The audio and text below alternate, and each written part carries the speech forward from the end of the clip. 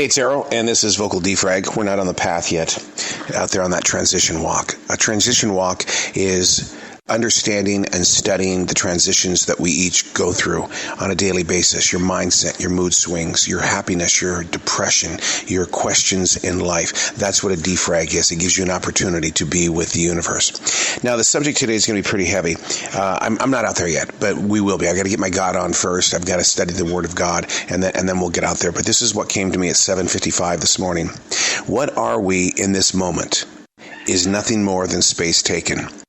It seems dark and totally misplaced until you reach others. That's what was put on my page this morning. And it's like, wow, I need to really dive deep into that thought. What are we in this moment is nothing more than space taken. It seems dark and totally misplaced until you reach others. Now, at 9:12 this morning, I returned to the pages inside this journal. This is my defrag journal. Defragging is asking questions and questioning answers. And I put in there, it allows you to question your personal atmosphere. What are you doing right now that is valuable to the constantly building story? What the author was asking is a simple question. What are we? But nothing. It's not dark unless you aren't reaching others in a time where it's the art of being. Wow. Okay, we're going to talk about this out on the path today. Let me get my church on, and we'll talk about this when we get on the path, all right? All right, we're out on the path inside this forest in South Charlotte, North Carolina. What we are is space taken. God, that sounds so negative, and yet it's empowering.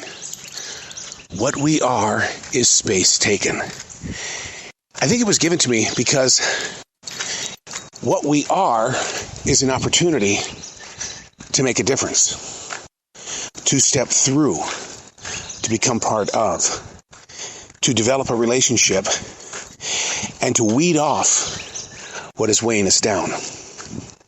Vocal defragging gives us the opportunity to ask the questions and question the answers. And while in church, I was questioning myself a lot. Why would I even think about doing a subject that is based on where we are and what we are is space taken? Every day, I am with creative people, and I'm with everyday people who don't realize they're creative people. And I hear people say, I don't have a purpose. I don't have a vision. I don't have a dream. I'm just here. Why did you come here? Are you wasted space? I would like to ask them that question because I think that there is a deeper revelation there to get them to ignite what it is that they want to do. Because we're not supposed to be just walking through life. I am not just walking through this forest in South Charlotte, North Carolina. I don't know if you can hear these beautiful birds that are creating this amazing jazz above me. I don't know if you can feel the nice, warm 74-degree temperature that is out here with Jazzy and I. But it's not going to be wasted space. Nothing in this forest is wasted space. And you learn from things like that. You learn that everything around you has a story. It has a purpose. And that's the question. Where do you fit in? How do you fit in? If you think of yourself as being, I just got here because I just needed some place to be. That's not the true story. You were searching for something. You needed something. Was it acceptance? Was it to be with community, but you don't want to admit to it? Or you don't realize what it is that you are seeking, but you go to a certain place and you go, here it is. Well, what is it? I don't know. Come on, you know someone like that, right? And that someone might be the image in your bathroom mirror.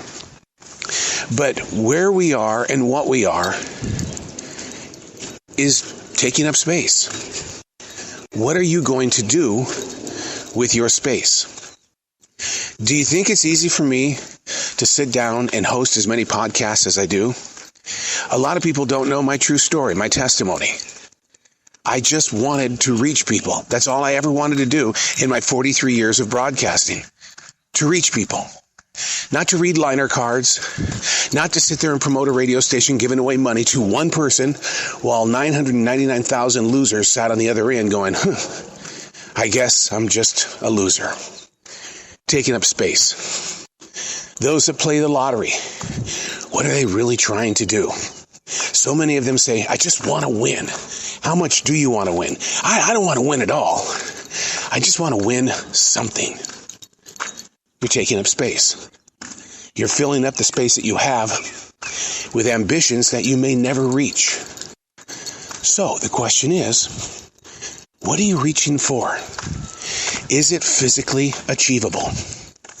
Is it going to be a difficult walk? Yeah. Nothing's going to be handed to you. There's no such thing as overnight success. So in the space that you are taking up, what is it that you would like to accomplish? What would you like to feel?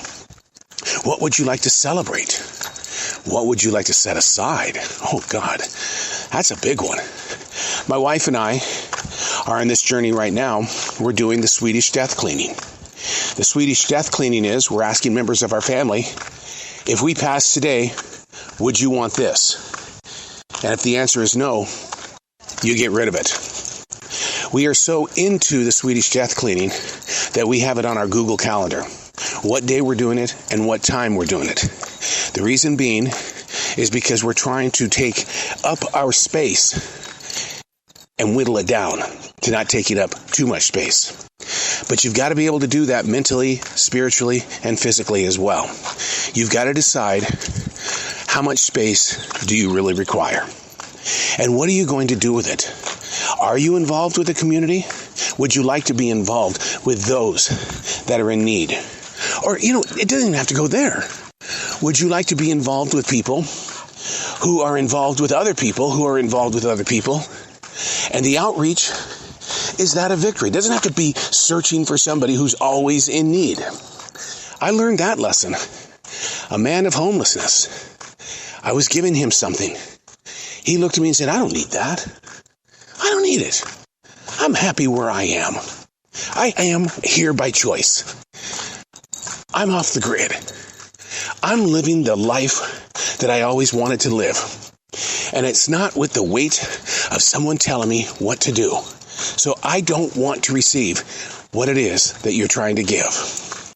Changed my life. I assumed that anybody of homelessness was always in need. And that's not true. That's not true at all. They are where they want to be. They're in their own space. So on Defrag, I'm asking you the question, why aren't you doing what you want to do? And the process of developing what it is that you think that you need, how much space do you require? And in that space, does it involve other people? Or is it a self-taught journey? Because I want to tell you right now, there's a lot of people out there that are willing to teach you. But more than often, it is us, you and me. We're the ones that decide, I can do this on my own. I believe deep inside my heart, that's where most of us are when it comes to our personal emotions. I can do this on my own. This is my space. This is my time. I don't need anybody else on the sidelines. I've got this. What are you wearing on your face today? What expression? Is it a frown? Is it a candy-coated plastic bathroom mirror smile? Is it true happiness? Is it a resting bitch face? What is it that you're holding on to that we can see in your eyes? Body language tells this martial artist, a third-degree black belt, what the potential of your next step is going to be. I find great pleasure in being in big crowds because my imagination is fed. Where are they when it comes to my personal zones? The same is true about your emotions. Where are you that will infect other people's personal zones? Where you are, what you are, is in a space. And are you taking up too much space in that place? Now, I've got a lot of materialistic friends. who feel they don't have enough. I get that. I like having a lot. That's a good feeling. Until the day you do a Swedish death cleaning and you realize all those things you thought you had to have not been touched, looked at, or even been a part of your everyday process for months and or years.